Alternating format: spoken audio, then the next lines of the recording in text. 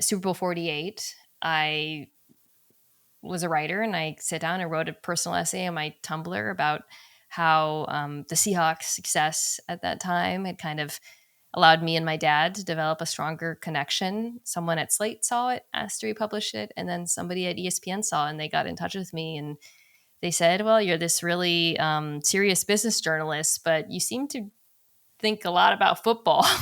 Would you ever consider making the change? And I had never thought of it before that moment. The Field Talk podcast is presented by Roback. If you know me, you know that pretty much my entire closet is from Roback. Whether it's tees or polos, I'm wearing one of the polos right now, hoodies, hats, joggers, shorts. Did I miss anything? Probably not. Go check out roback.com, that's RHOBACK.com, and enter the promo code FIELD, that's my name, FIELD, for 20% off of your first order. Roback, best fit, best feel, and a huge thanks to them for making this podcast happen. I've been at ESPN for over a decade now, and it's no stretch to say that nobody has a more unique path to ESPN than Mina Kimes, who is today's guest on the Field Talk podcast.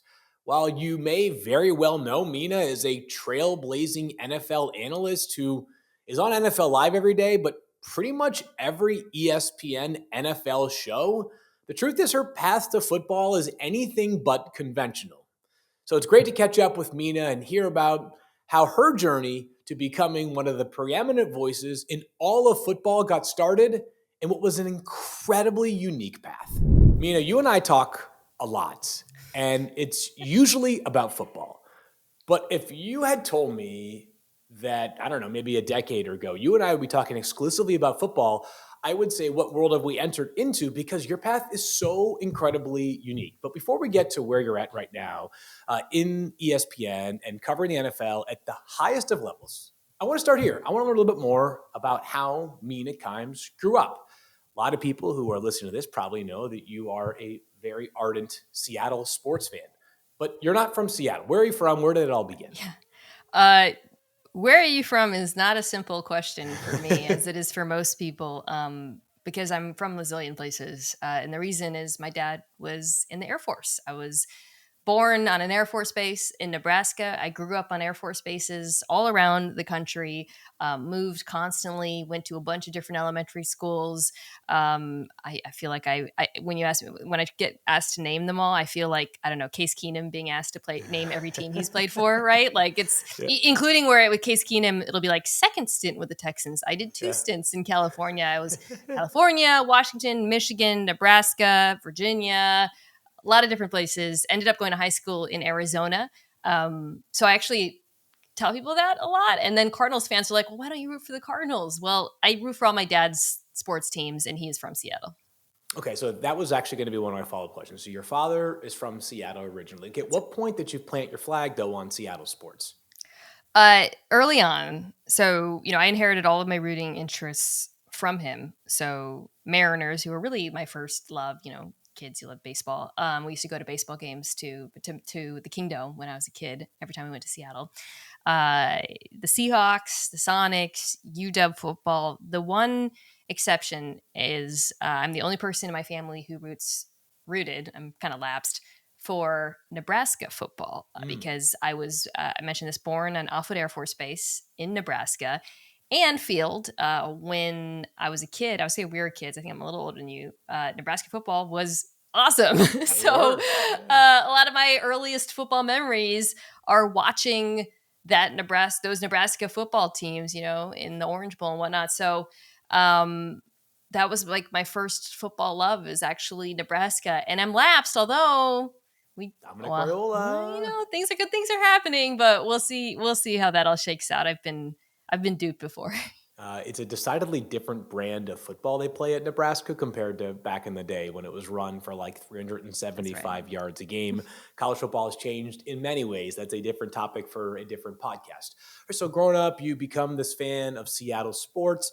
But did you ever envision yourself working in sports when you go through high school and eventually end up at Yale for college? No, I never thought I would talk about or, well, write about, but certainly not talk about sports for a living, just didn't really seem like a possibility to me. I mean, there was no one who looked like me who did that at any level, really. I mean, in terms of being an analyst or opinionators. And I wasn't even sure I wanted to. I definitely I didn't have any dreams of being on television. I did want to be a writer when I was young, and I wasn't sure exactly what that would look like going into college. I wasn't, because before I became a sports writer, I was a business journalist. That is not something I dreamed of doing either when I was a kid. But I just knew I liked writing and reading and communicating, and that's sort of what I went into college with, just a intention to do that. You mentioned your business reporting background. I'd be curious. So, like, I just assume that somebody who went to Yale is smart enough and knows enough about business that it would be kind of a natural segue to like have a lot of business savvy and to then cover it. But it sounds like maybe it wasn't as intentional for you. So, how did that gig or those gigs come to be? And were they things that you thought at the time might be like your career in perpetuity? No, yeah, it was definitely not my intention in college to be a business journalist. When I was about I think a junior, I really wanted to have a journalism internship. I did writing. I wrote for some of our magazines and newspapers and things like that. And I took a lot of writing classes, but I wasn't particularly set on any specific field. I thought it would be cool to. I actually did think I was interested in maybe interning at Sports Illustrated or the New Yorker or Time or whatnot. So I applied for the Time Inc. internship program, which has owns Sports Illustrated and Time, and I was placed by that program at a magazine called Fortune Small Business. So I interned there before my senior year. Pardon me, it was after my junior year, and then they offered me a job out of college as a reporter at Fortune Small Business, and I was just like pretty happy to have a job. But also I loved it. I mean, I didn't dream of working in business, but I really liked it. I learned a lot about it on the fly, a lot about economics and markets and investing and that sort of thing. And when I moved to Fortune magazine a year later, I had done a lot of work at that point in sort of the finance markets sections of the magazine, and that became sort of my focus for a bit. I'm asking this with legitimate curiosity because I personally can't, off the cuff, think of like many comparisons. But was there anything that you learned during your time covering business that, as you reflect on it now, has been useful in your time covering the NFL since? A lot. Yeah, actually. Really? Yeah. One thing is this, when I was learning a lot about finance, like how to read 10Ks and just markets and stuff like that, and economics, um, there were two things that I had to really learn. One was that when I was reading, because I woke up every day, I read the Wall Street Journal and look for ideas and angles and whatnot, to stop if I didn't understand something and actually take the time to figure it out, which meant it took me like hours to read the Wall Street Journal. But, I think it allowed me to actually develop an understanding of the stuff I was writing about and interested in. I do the same thing now. If I'm watching a video or listening to something or um, reading something, an article, and there's something I don't understand or a term, I try to pause and say, okay, let me figure out what this, I don't know, coverage looks like in practice, or what is this, something related to salary cap I texted you this morning. I just want to make sure I understand something and not just move past it. And I think that brings up the other thing, which was, when I first started as a reporter, I was really afraid to look dumb. So when I would be interviewing people or just in meetings, I would pretend like I knew things all the time. And I think uh, pretty early on, I realized it was actually, there's no benefit to that. It's always worth stopping and asking someone, even if it feels like a dumb question. And I've actually tried to retain that today, in working in sports as well, and in football. I mean, I'm so blessed to work with like true experts. It's unbelievable that like I could be watching, I don't know, the Ravens defense, and I'm like, is that cover six or is it man match or whatever? And I can just text Dominique Foxworth or Ryan Clark and ask them. It's an unbelievable um just privilege, honestly. But that sort of attitude towards learning goes back to my business career. So I want to ask you more about like how you kind of developed the football knowledge that now you make look so effortless, and I would consider as nuanced and thoughtful of football coverage as you will find anywhere in any platform. But before you became what you are now as an NFL analyst, you wrote a really thoughtful and heartwarming and maybe an essay that like I'm a little bit envious of and hope that one of my two young daughters eventually writes about me and a team at some point. That kind of helped springboard your career. Is this correct? Like one of the inflection Yeah. points of Mina Kimes' journey is was it someone specifically at ESPN that found this essay that you penned about you and your father and your connection over the Seahawks? It was, although it actually they found it because someone at Slate republished it on Slate. Yeah. So Yeah, at the time, I was part of the investigative team at Bloomberg News, which is crazy. Like it writing just really it's like this sounds made serious. up. Yeah, it's basically just getting yelled at by lawyers is how I would describe that job. It's basically writing things that businesses don't want you to write. Is the layman's way of describing it. And but while I was doing that, I was an obsessive football fan, spent all my time not just watching football but consuming football content. I mention this a lot, but I owe a lot of my career to our mutual friend Bill Barnwell, who befriended me after I was like his reader and listener and fan. And that was back when I was a business journalist. And in any case, I was I had that job, and when it was around the Super Bowl 48, I was a writer, and I sat down and wrote a personal essay on my Tumblr about how the Seahawks' success at that time had kind of allowed me and my dad to develop a stronger connection. Someone at Slate saw it, asked to republish it, and then somebody at ESPN saw it, and they got in touch with me, and they said, "Well, you're this really serious business journalist, but you seem to think a lot about football. Would you ever consider making the change?" And I had never thought of it before that moment. So what's the initial reaction then? When they ask you that, is your first reaction like I'm overjoyed with excitement? Absolutely yes. Or was it more along the lines of it does sound compelling, but like I've got a pretty good thing going right now. Is it worth the risk? It's probably inherent to making that change.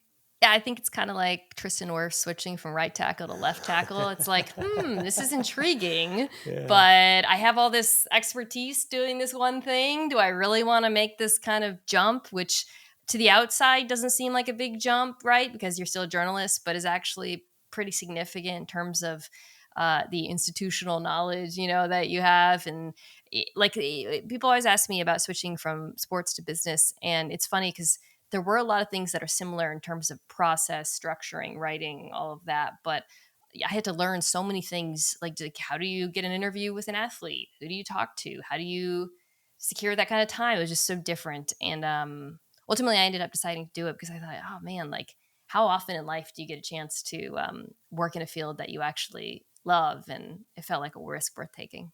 So I think now, Mina, many people, if they saw you on the street, I don't know what the exact number is, but I would think that the majority of them know you as Mina Kimes, the NFL analyst, who might also be seen on some of our sort of general sports shows, part of the interruption around the horn, et cetera. But before you became an NFL analyst at ESPN, you were writing feature stories: Luka Doncic, Aaron Rodgers, Justin Herbert, you name it.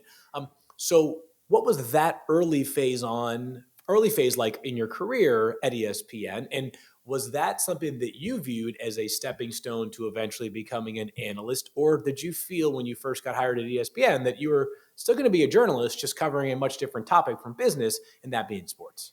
Really the latter, honestly. Like I said, when I joined, I never thought I would be on television unless it was just to talk about my stories, which is, how I first started doing television at ESPN was, I did a story on, I don't know, I mean, Darrell Revis was my first cover story, and they had me on some of the shows to talk about the story, things like that.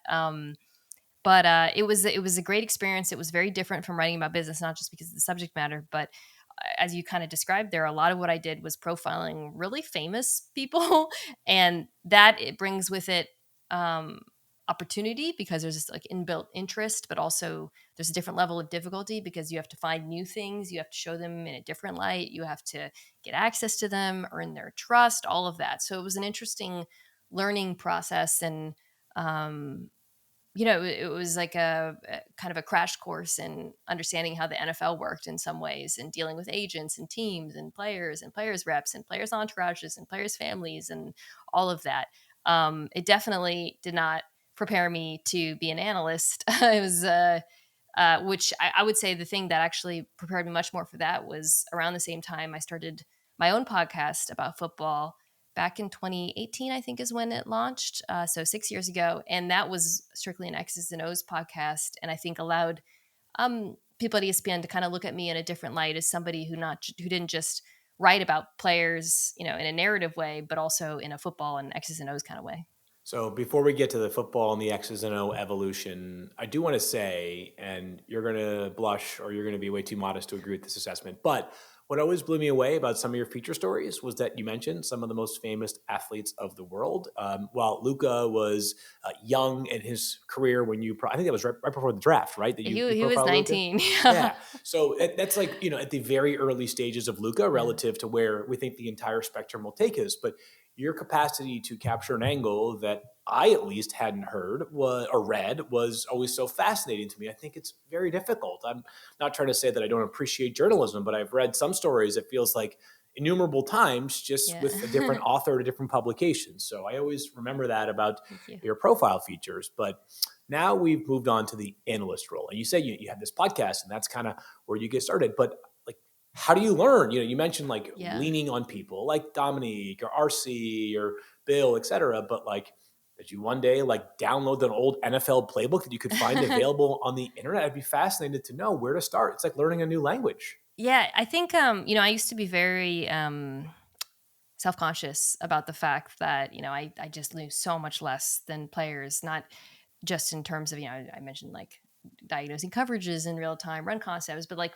plays, things, being able to evaluate them. But I think what I've learned is like, well, everybody actually has their areas of, I wouldn't say expertise in it, but like the things they focus on, right? Even some play, like I think feel something you maybe people don't know is like most defensive players don't really know what's going on in offense, but they're there to speak about their expertise and they do it so well. And I think for me early on, it was kind of not feel I had to realize, oh, it's okay that I don't understand everything I'm saying or know everything, as long as I bring my own passion and interest to the table. And often that was um, looking at trends and advantages, matchup advantages, working with statistics.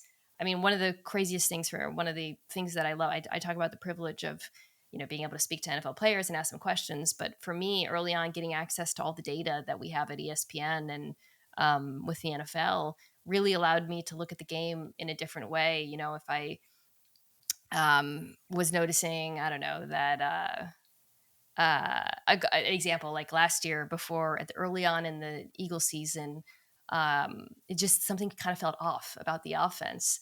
And we were like, oh, what's going on? It's not like as efficient. They're not executing as well. And I had been kind of tracking the numbers and looking at some of the trends in terms of the coverages that they were facing. And I was like, actually, guys, they're facing a lot more split safety coverages and they're way less efficient against them. And here's why I think that's happening. And then we were able to build on like an entire discussion off of that. And that's kind of, what I bring to the table is being able to notice those types of patterns and things based on the way my process is. If I notice something on the field, I look for it in the numbers, and when the numbers and what I'm seeing match up is when I feel like I have a conversation to start, to initiate, to bring in our players. And when that happens, it's like the best feeling in the world. Like we always joke about, like, or not joke, but people often observe that our NFL Live crew really feels like friends and family, but they don't see, like, we have so many conversations like this behind closed doors that are like, hey, I noticed this, you noticed this, da, da, da. And yeah, for me, that's just the best part of my doing my job by far. By the way, just as an aside, like 5 years, the 2023 season, 5 years after starting a podcast, it's like you're deciphering that the Eagles having an inefficient offensive approach against split safety coverages, like makes no sense to me. That's like picking up 10 languages in 5 years. So I salute you in It's a many lot ways. easier when you have True Media and Next Gen Stats. Okay, well, they definitely do help, but I'd be curious, like, as you're developing more and more acumen, I'm sure that that probably breeds some confidence as well. Did you have a moment where you kind of felt like you sort of belonged amongst the people that were already established and talking about football in a way that you thought was insightful? It's just those moments where I feel like my fellow cast members and producers are like, "Oh, that's really cool. Wow, that's great." Like something I've had to learn, and I think we all have to learn in our industry, is who you listen to, who you take feedback from, who you take criticism from, who you take praise from. And when all of those things can be found in the people you work closely with, which is kind of the way it should be, right? I think that's when you can do your best work. And for me, just early on, especially when after we started the show in 2020, just having those moments stack up built my confidence a great deal. Knowing that they wanted to hear what I had noticed or answer my questions or were asking me questions. Sometimes Dan will just like, "Hey, what's this?" That's a really special feeling and something I don't take for granted. Yeah, it's been really cool to see players who I quick math of Ryan, Dan, and Marcus is probably like what 30 or so years in the NFL. Oftentimes defer to you or ask you, like me, sort of help explain this thing to me. I think that's a testament to your work. You mentioned earlier how like when you were growing up, you didn't have many people who looked like you or were people that you didn't think that path was maybe quite as normal, but you're a trailblazer. I know that you're, again, like your modesty and your humility is not going to allow you to probably think of it that often, but do you ever find yourself sort of acknowledging the path that you have taken? And I'm sure there are many young girls who love football who come up to you and say they just want to be like you one day. What's that feel like for you? Yeah, whenever that happens, it's so validating. And the other thing I would add, it's not just young girls, but just young Asian Americans generally, I often hear from, which is so cool.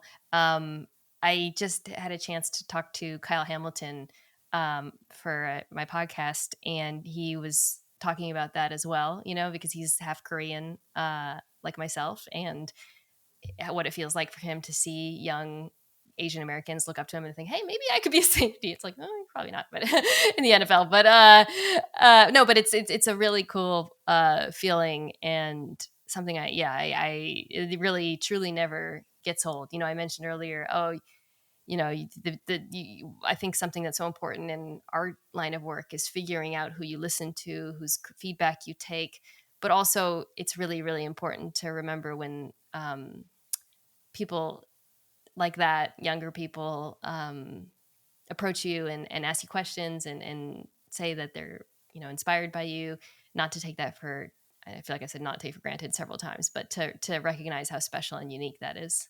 Okay, so I've long felt this, and I believe it, and I'll believe it until proven otherwise. Which I think the only way that could happen would be when you announce your retirement and you decide to go spend however much is left of your life doing things that are not involved with work. But I've always believed that you could probably pick a profession and Yeah. train yourself to do it at a pretty high level. I remember when, sadly, after Alex Trebek passed, there was a plan to try to figure out who was going to take over as a Jeopardy Oh host, and God.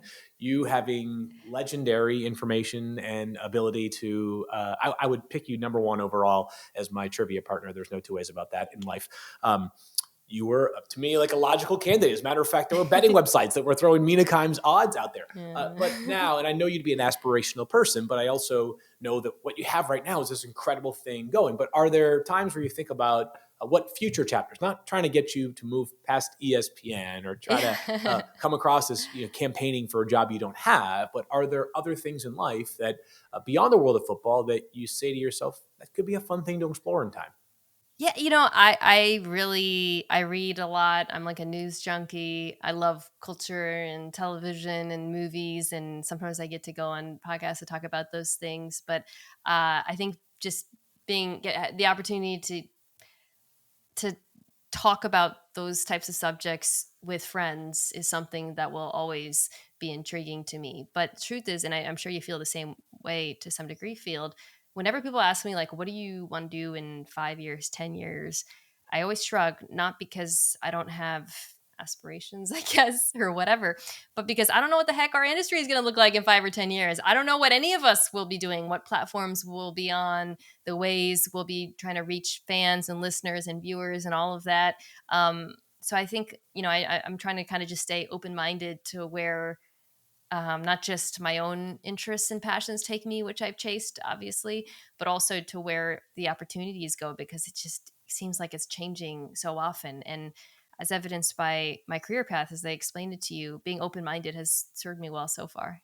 But you also do things right now. I think both of us are fortunate to do that. Things that are sticky, right? I mean, football's not going anywhere anytime soon. So if you can cover the True. NFL for a long time, you're probably going to be in pretty good shape. And not to sound like just a walking, talking cliche, but I often find myself saying that I don't feel like I work a day because largely what we do is watch football and talk about it on podcasts or TV. It is a pretty darn good gig in the grand scheme of Yeah. life. Mina, you are a unicorn. I know that you're not going to like to hear that, but you are an absolute unicorn. I am constantly blown away by your breadth of knowledge and all things in life and how far you have come given the background story that you just told us. So I just want to let you know that every day that I watch you, I am inspired by you. I know that we're close friends, but I could never say that enough. And I really want to say thank you for joining us here today. You have one of the most fascinating backgrounds, not just at ESPN, but all of sports media. And I hope people really enjoyed hearing a little bit more about how Mina Kimes came to be. Thank you, Mina. I appreciate it, Field, and thank you for all your support.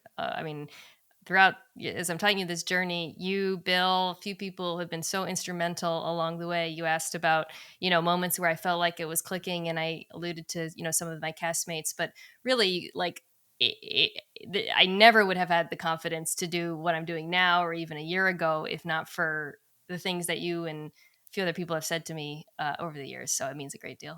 I mean, you are a superstar in 20 years, and we're talking about some other incredible career arc that you have reached. I look forward to it already. Thanks, Mina. Again, every time I either hear from or watch Mina on TV or a podcast, I am inspired because her path truly is one of a kind. What an incredible talent she is. Again, a big thanks to Roback for helping to make the Field Talk podcast possible. Head on over to roback.com. That's RHOBACK.com and enter my name, Field, FIELD, for 20% off your first purchase. They've got everything from head to toe. It's the best fit and the best feel. And again, a big thanks to all of you who listened to today's Field Talk podcast. And be sure to download and subscribe wherever you get your podcasts. We also are open to ratings and reviews. If you got some feedback for us, let us know. We always appreciate it. Until next time on the Field Talk podcast, I'm Field Yates, and I'll talk to you soon.